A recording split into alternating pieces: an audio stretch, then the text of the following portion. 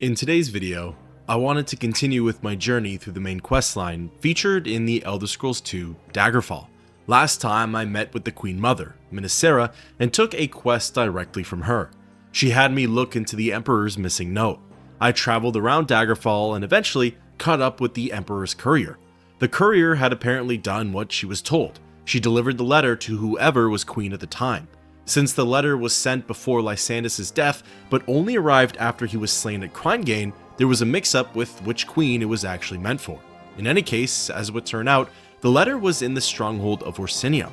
After fighting through waves of Gortwog's orcs, I was finally able to retrieve it. The note made mention of the totem of Tiber Septim and how it's been uncovered by a lord in Wayrest. Beyond that, it didn't mention much else. However, because I now have friends in high places, I received a mysterious note which ended up being a tell-all about the totem. The totem is actually the Mantella, aka the powering force of Numidium. Numidium is the overpowered war machine that Tiber Septim used to conquer all of Tamriel. Septim's battle mage infused his life force with the totem in order to essentially give life to the brass god. However, after a scuffle with the Emperor, the Mantella got sent into Aetherius, and the battle mage, who's now known as the Underking, ended up going into a deep slumber. In the end, the letter says that whoever controls the Mantella controls the fate of Tamriel. After that, I embarked on 2 quests for Princess Elisana at Castle Wayrest. The first one had me delivering a cloak to Lord Castellian, the leader of Daggerfall's Elder Council. Doing so, the cloak ended up being a death sentence for him, as putting it on summoned 3 Daedric seducers who ripped him to shreds. While she didn't say why, this was a deliberate assassination attempt by Elisana, and it worked. Then, the final quest I did for her involved me escorting her cousin to a small village. Doing so, I was promised gold and information on the totem in return. However, arriving at said village, all I ended up getting was a full-on assault from barbarians and knights. Important to note is that a couple days prior, I received a threatening letter from someone who insisted that I stopped looking into King Lysandis' death. On the bodies of my assailants, they had notes on them saying that I needed to be stopped at all costs. Eventually, Elisana's ruse fell apart. Her cousin ran off, and her contact admitted that it was all a setup. Who was set up by, though, is what remains to be determined, but circumstances favor Elisana. This is where the story continues. From here, all of the level 6 content for the main quest dries out. So, of course, that means returning to Privateer's Hold and grinding out my less used skills. I'll spare you with the details, but luckily, I was over halfway to level 7 already. After punching, hammering, and running around the dungeon, I got my much needed level up and was ready to resume the story.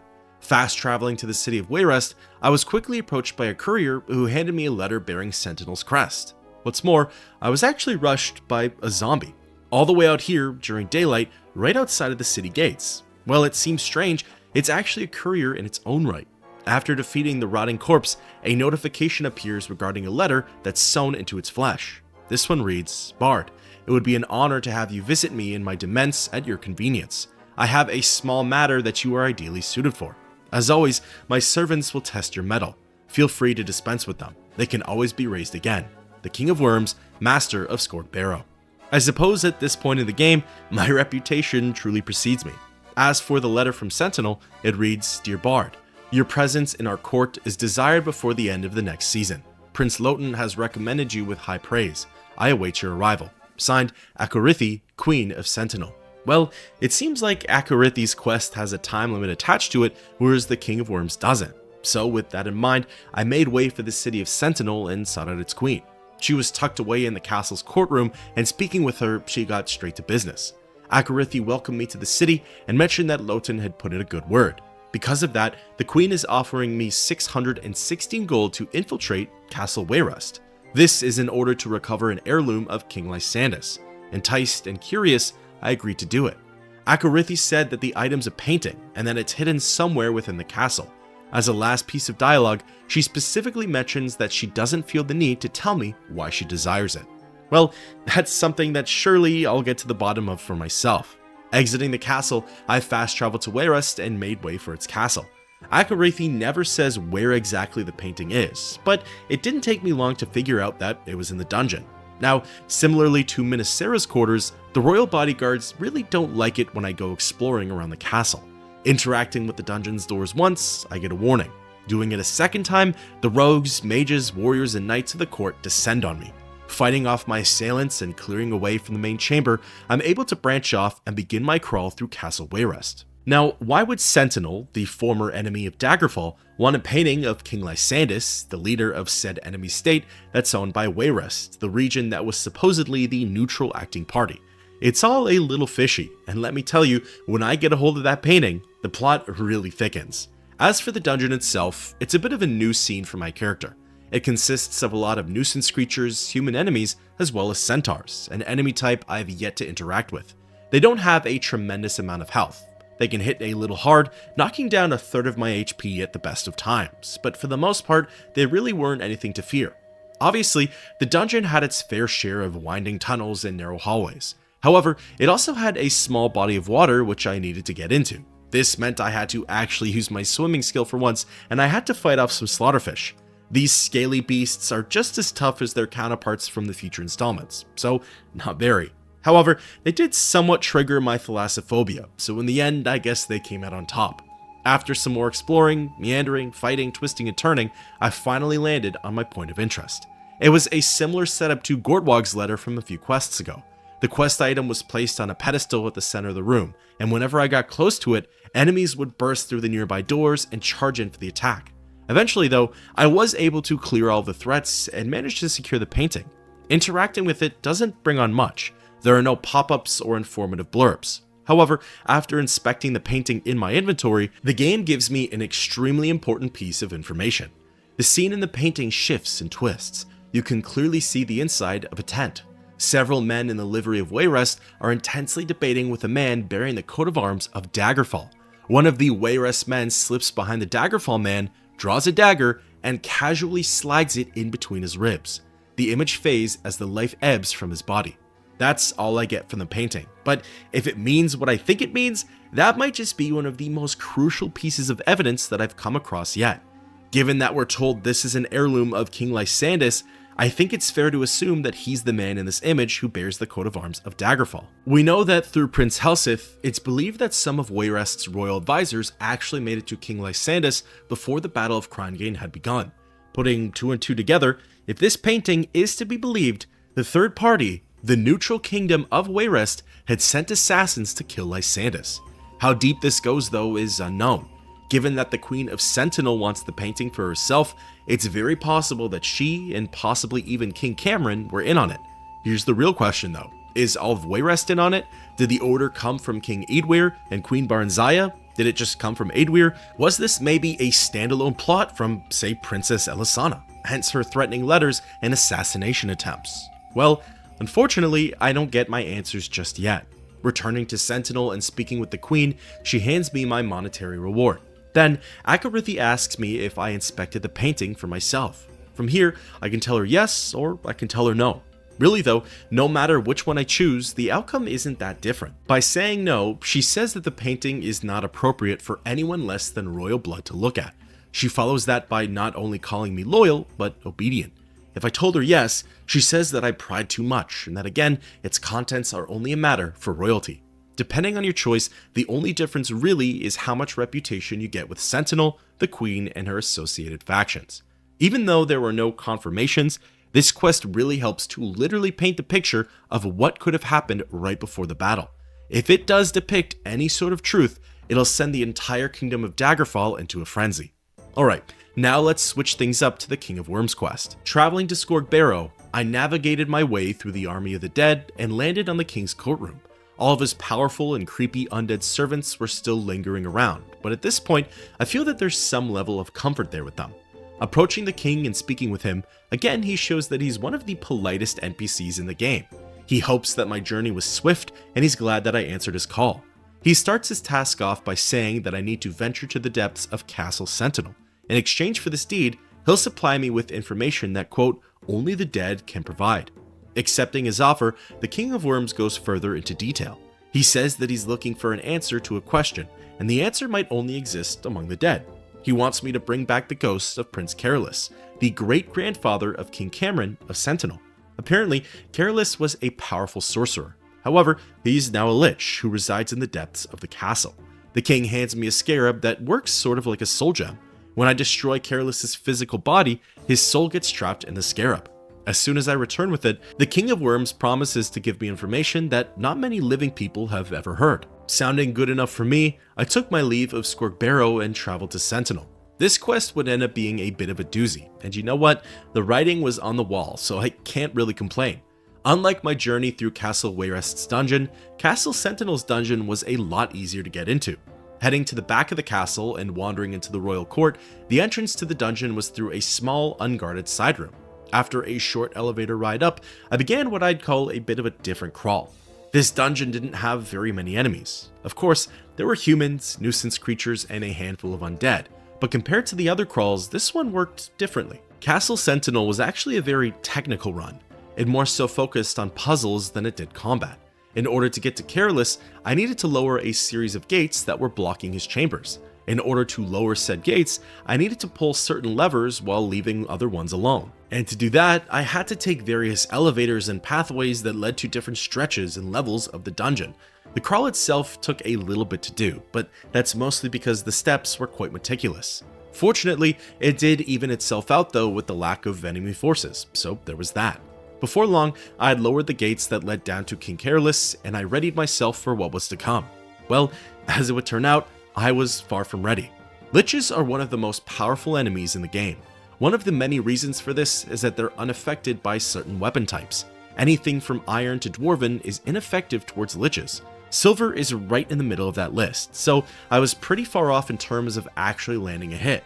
For this fight, I needed something of mithril quality or better. Let's just say that at the moment, I was barely seeing dwarven weapons, so mithril was practically non-existent. After failing with silver and elven, I desperately tried using my fists, as maybe that would work, but of course my skill with them is just not good enough to actually put up a fight here. So, with no other options, I had to leave the dungeon and go mithril hunting. There is of course a chance that some enemies can drop mithril weapons, as unfortunately, you'll soon see enough, but I preferred to take my chances by going out and buying one. After no luck at a couple of different shops, I tried the odd blades in Daggerfall, as I had read online that they tend to have a decent weapon selection. Lo and behold, I had my sigh of relief, as I saw a mithril dyed katana for sale. Purchasing it, I got right back to the crawl, and unfortunately, had to do all of the dungeon's puzzles and tricks all over again. Plus, to add salt to my wounds, one of the first NPCs I defeated was holding a mithril katana. Maybe I didn't have to leave the dungeon after all, but you know what? The enemy drops are random, and I was really happy with my purchase, so no regrets there. Eventually, I made it back to Prince Careless, and even though I could now deal damage to him, it didn't mean the fight was going to be easy. Honestly, I lost count of the number of times I died here. It took me over 15 minutes to beat the Lich, and on average, I'd say the fight lasted me around 7 or so seconds. Eventually, I came up with a new idea. After every successful hit, I decided to create some distance and then save my progress. This actually worked, and before long, I landed the final blow on the Lich. After seeing the prince's haunting portrait on my screen, I figured it was finally time to leave Castle Sentinel. Exiting the city and returning to the King of Worms, I handed him his filled scarab. As a bonus reward, the King of Worms gifted me an enchanted flail, which was a nice token on his part. Now, as for the promised information, the King of Worms reveals some details regarding the Underking. Apparently, this is information that no one outside the Septim lineage knows about. During Tiber Septim's conquest, he betrayed his battle mage. This we already know. However, his battle mage's name was Zurin Arctus, and when Zurin died, his soul actually refused to leave his body.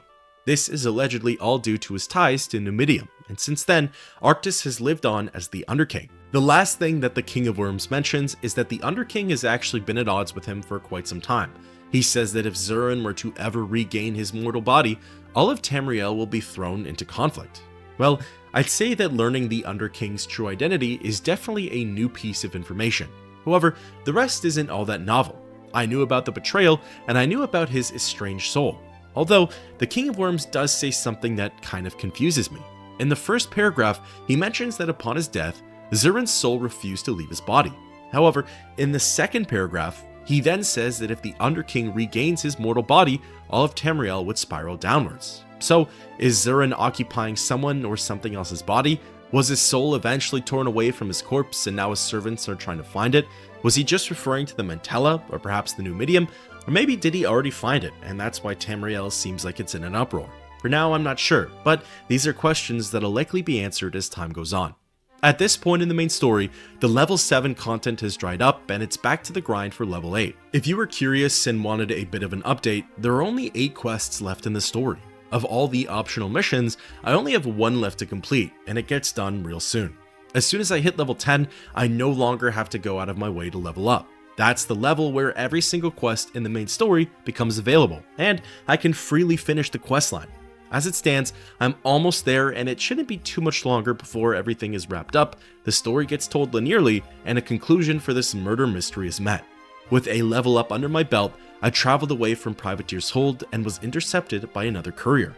The letter had an interesting address, coming from Agent UK.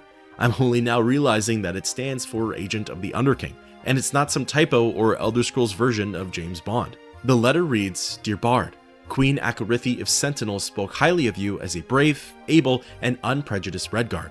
Her actual words were a hero. For some time, we have been looking for someone like that.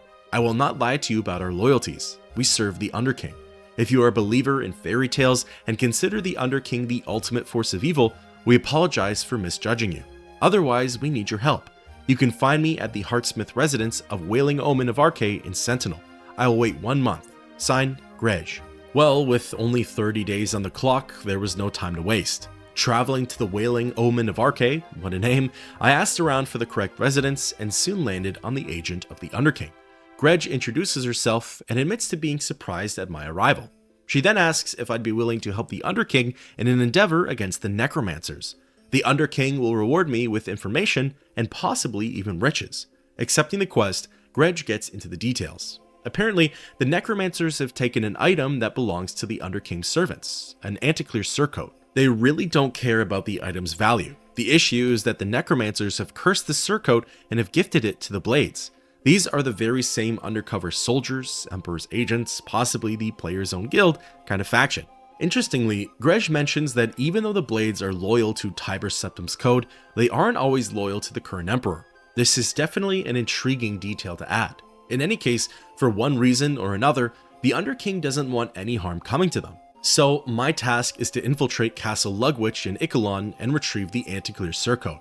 My time limit is 326 days if I want to receive the reward and info for my efforts. While the thought of a deadline in Daggerfall is inherently scary, 326 days is actually a very long time, especially considering that it's only a 19-day expedition to reach the castle. Now, I can't help but think on what Grej had just mentioned. Not all Blades are loyal to the Emperor, and Zurin Arctis wants them unharmed. I guess the easiest way to put 2 and 2 together is to assume that some of the Blades are working for the Underking. As after all, he was once incredibly close to Tiber Septim, and in many ways, he's a clearer embodiment of what the Third Empire stands for than, say, the modern-day Septim ruler.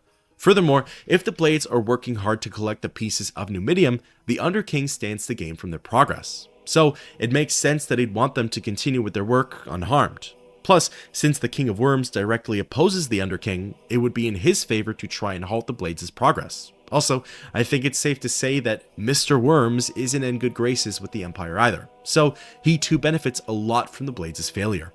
Alright, now let's switch gears to the dungeon itself, Castle Lugwich. Lugwich was a fairly standard crawl. It had human enemies, centaurs, and a couple of undead. For the most part, the trek wasn't too tricky or complicated. It was mostly a tank and spank sort of experience, and the route to the anti-clear surcoat wasn't that complex. Really, the only enemy of interest here was a mandatory fight with a vampire ancient. Well, I guess I could have run past the thing, but I wanted to prove to myself that I could take on any enemy type in the game. It did take me a couple of tries to beat it, but I was able to make it past the Guardian and into the final room. Here, it looked like there was an all-out massacre. Littered on the ground were dead humans and even gargoyles, an enemy I had yet to face. At the center of the chamber was not only the quest item, but hordes of treasure that were ripe for the taking. Filling my pockets with as much as I could take, I then snagged the surcoat and made way for the exit. Honestly, it didn't seem like there was anything special about this shirt. It was just enchanted and no other information was offered to me. Either way, believe it or not, returning to Grej at the Hearthsmith residence would end up being the most challenging part for this quest. For the life of me, I could not find the Agent of the Underking anywhere. I checked the home where I first found her, and I checked every single home on the southern side of the village. She was just gone. At first, I assumed it was because I had accidentally used the shirt's enchantment and that it ticked off Zuranarctus. So, wanting to start off on a better foot, I reloaded a previous save and finally discovered why I could not find Grej. It wasn't due to timing nor using the surcoat. It was because I had traveled to the wrong village. I went to the Holy Omen of Arche instead of the Wailing Omen of Arche. My bad, who among us, right? Finally, locating Grej, she congratulated me on my success, and as a bonus reward, she cleared the curse from the surcoat and let me keep it. Now, as for the promised information, it's pretty spicy, and practically confirms my theory from earlier. Grej says that King Lysandis did not die in battle. He was, quote, slain by treachery before the fighting had even begun. She reaffirms that his monument in High Rock is all for show. However, Grej reveals that his actual remains were brought to the ancient tomb of Menevia. From here, the agent doesn't have any more answers for me. She's unsure of who betrayed Lysandis, and she doesn't know why his spirit haunts Daggerfall as opposed to, say, Crimegain. Well, I think I can answer that first one. Grej essentially confirms that the painting from earlier depicts the truth, and that Wayrest had assassinated Lysandis. However, she is right. Why haunt Daggerfall of all places? Well, sooner or later, that's an answer I'm likely going to receive, but for now, it's on to the next one. Now, this next quest requires a bit of a callback. Some time ago, I learned that Lysandis' mistress, Medora Dureni, was still alive. She was cast out of Daggerfall's court and sent to the island of Balfira. However, no one knew exactly where she was, and no one knew why she couldn't leave the island. Well, as it would turn out, there's a dungeon there that's conveniently named Dureni Tower, and this tower is where the story leads me to next. However, something to note about this dungeon, it is not for the faint of heart. I'd honestly say that so far, enemy-wise, it's the toughest dungeon that I've gone through. This place had ghosts, wraiths, dark seducers, vampires, skeletons, mummies, and even a lich. Compared to rogues, bats, rats, and orcs, that's definitely a powerful lineup. However, its silver lining is that it doesn't take a tremendous amount of time to reach Dureni. As soon as you do the crawl once, and trust me, I needed to come back here for reasons that you'll soon find out, you'll see that the pathway to her quarters is fairly straightforward. Truly, the first room is what hits you with a bang. It's where a majority of the tougher enemies are, and they all come at you one after the other. Further down the line, it's mostly spirits, with a few tricky fights sprinkled in. Towards the end of the road is where I had to get past the Lich, and to be honest, this was an enemy that I wasn't really prepared for. I just didn't feel like sitting through 15 minutes worth of death animations again, and given that it's just gonna respawn anyways, I decided to save myself the trouble. So, booking it past the Lich and closing the door behind me, I finally laid eyes on Medora Dureni, King Lysandis' court sorceress and secret lover. Speaking with her, she introduces herself and mentions that her and I have mutual interests. We both want to see Lysandis' spirit put to rest. Dureni thinks that she can help me accomplish such a thing. However, first she needs to be able to leave the castle. Accepting her quest, Medora tells me that Nolfaga, the crazy grandmother of King Gothrid, will be able to help us out, provided she hasn't completely gone off the deep end. In order to break the curse of Dureni Tower, I need to retrieve the horn of a great unicorn. Medora believes that this can be found in Shedungeon, Nolfaga's current residence. Before leaving, the sorceress says that she expects me back here in 61 days. See, in my eyes, she's stuck in this tower, and has been for quite some time. If anything, she needs me more than I need her, so I don't think it's in her best interest to implement a strict timeline for my journey, but hey, I'm at the game's mercy here. Luckily for me, leaving Dureni Tower is a lot easier than entering it. Making it out in no time, I made way for Shedungeon and embarked on the easier portion for this quest. Paying a small visit to Nolfaga, I was curious to see if she had any input for this mission, and wouldn't you know it, she did. Well, sort of. I don't know if I'd call it input, but honestly, Nolfaga's last rant had some truths in it, so maybe there is more here than meets the eye. Chatting with Nolfaga, she said, "We are only like dead walls or vaulted graves, that ruined yield no echo. Oh, this gloomy world, in what a shadow or deep pit of darkness doth, womanish and fearful, mankind live. How came Lysandis by his death? In a mist, I know not how. Oblivion not come yet? I'll it nearer by a perspective, or make a glass that shall see the world on fire upon an instant. I cannot sleep. My pillow is stuffed with a litter of porcupines." That last line is pretty funny, but the rest of it could possibly, maybe, be interpreted in some kind of way.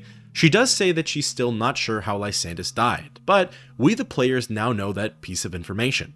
Nolfaga also mentions something about Oblivion coming, and that the world will be set on fire.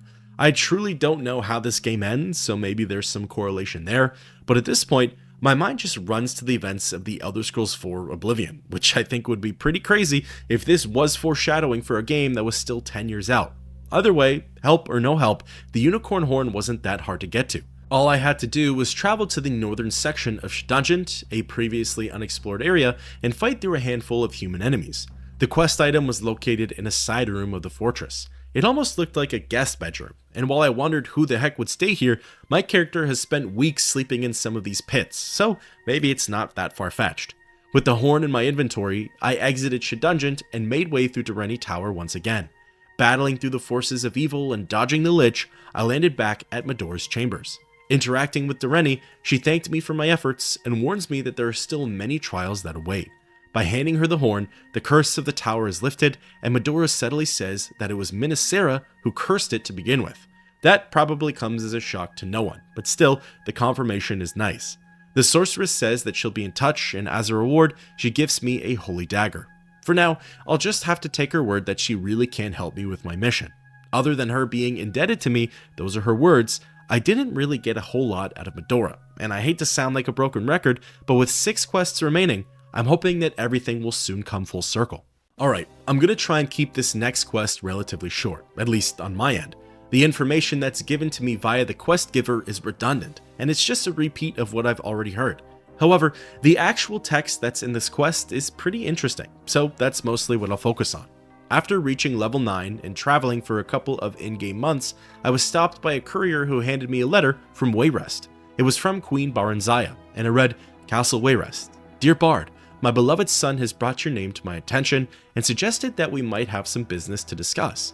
I understand that we have a mutual interest. Please visit me at Castle Wayrest at your earliest possible convenience. Yours, Barenziah, Queen of the Kingdom of Wayrest." Intrigued, I traveled to the east and sought out the Queen. Similar to Helseth, I was first introduced to her during Morrowind's Mournhold DLC, so it's interesting to see her appearance here in Daggerfall. Speaking with her, she thanked me for coming and told me that she thinks I can be trusted. Again, that's all due to Helseth's word. The nature of Barenziah's task is sensitive, and if I can complete it to her liking, she offers me 495 gold as well as some useful information. Again though, not to spoil anything, but it's already info that I've heard. Accepting the quest, Barenziah gets into the details. Apparently, years ago, one of her scribes wrote a biography on her. She says that even her worst enemy would look down on it, meaning that whatever's written in there must be filled with lies and defamation. Since the biography is critical of the Empire, it's largely suppressed, and the author has since been executed. However, every so often, a chapter or two emerges, and this time, it's been purchased by Gortwog, leader of the Orcs. Clearly, Gortwog is playing chess in this game while everyone else is playing checkers. The text is being held in Orsinium, and Gortwog is attempting to publish it. Barenziah urges me to act with haste, and once the chapter is secured, she'll offer me my reward. Apart from the fact that I don't need whatever it is that she's offering, the quest itself is actually pretty interesting, and it can be quite complex. It isn't explicitly stated, but I have 6 days to retrieve the chapter from Orsinium. If I don't, then the necromancers end up getting to it first and taking it to Skorg Barrow. This is communicated to the player via a vision from an orc shaman. It essentially becomes a whole different dungeon crawl, and I don't know about you, but I'd rather take on legions of orcs than an army of the undead. As for Orsinium, the experience wasn't far off from recovering the Emperor's letter. The main difference though is that I was really conservative with my resting time. Even though I was in the dungeon, I still had less than 48 hours to recover the text, and I wasn't going to take any chances. For this particular crawl, a lot of the pathways were the same as my previous one, but this time, my desired destination was the chamber with the small pyramid at its center. In order to gain access to the room with the chapter, I needed to activate a wheel in a separate part of the dungeon. This unlocked all of the magical doors below and allowed me to brave the bowels of Orsinium. Soon, after defeating a couple of orc sergeants, I finally had the time to catch my breath and snag the biography.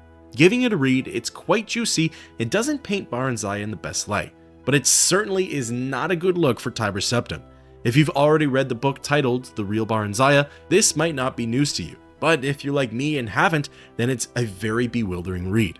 The chapter goes as follows. You dance on the edge of a volcano, child, Drelian scolded as Barenziah admired the emerald ring her lover had given her to celebrate their 1-month anniversary.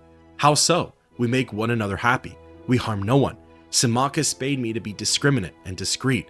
Who better could I choose? And we've been most discreet. He treats me as a daughter in public.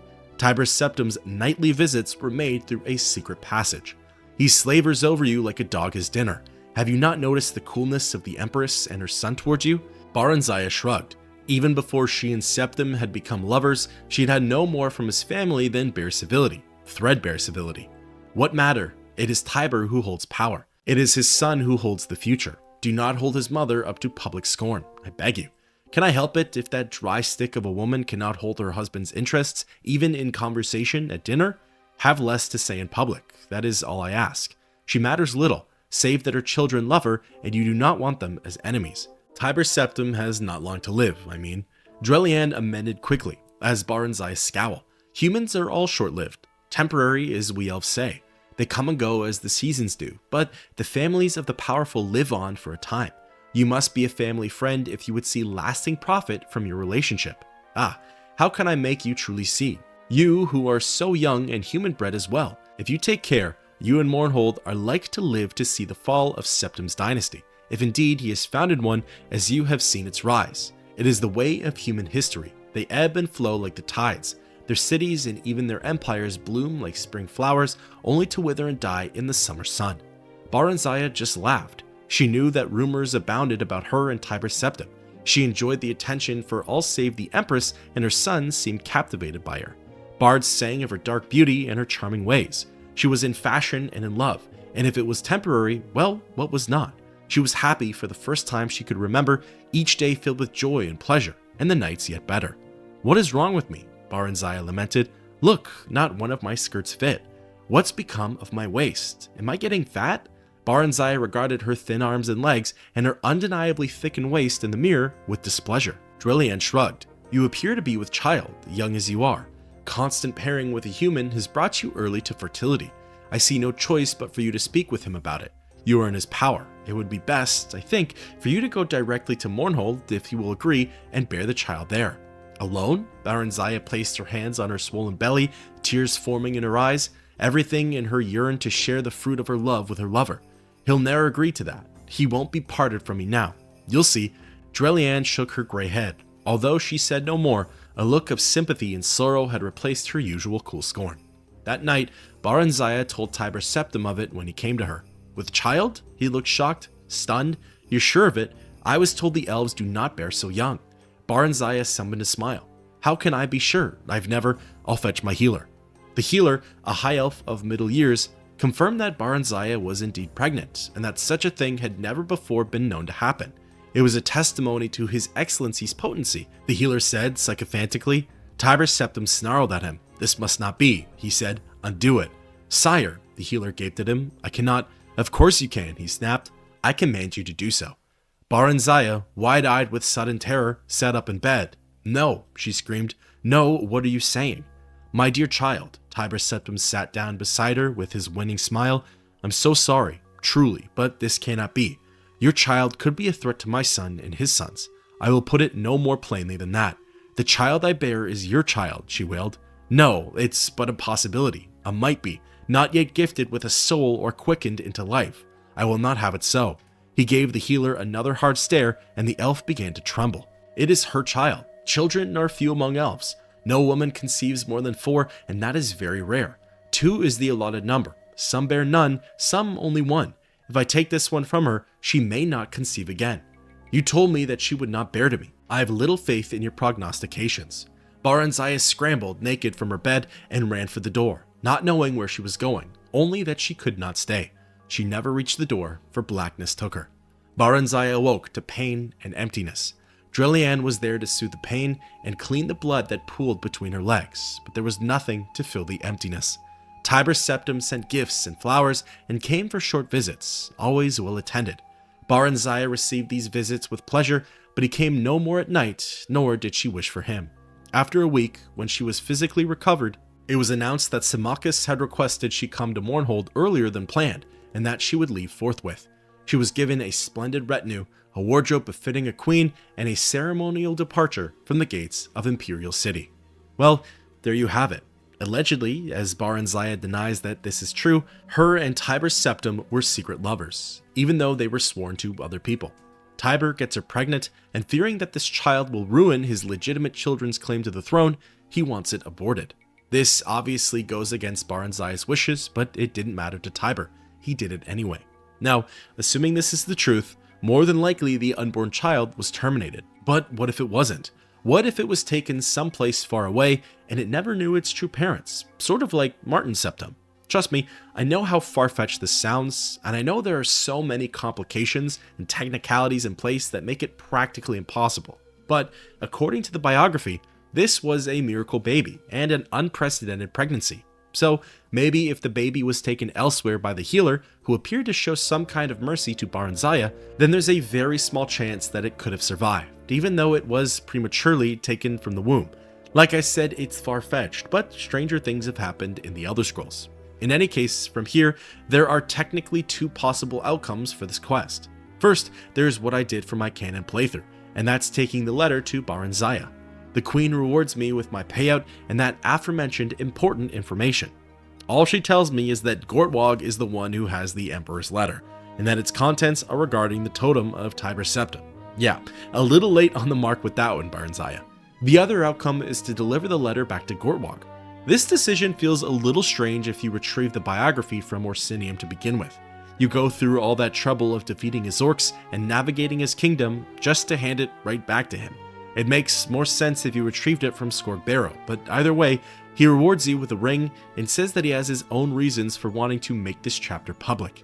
In the end, it really only affects your reputation with the Necromancers, Wayrest, and the Orcs. However, the neat part is that that's officially the end of all of Daggerfall's quote, optional main quests. The remaining 5 are all mandatory pieces for the story, and it's hopefully where all will be revealed and concluded.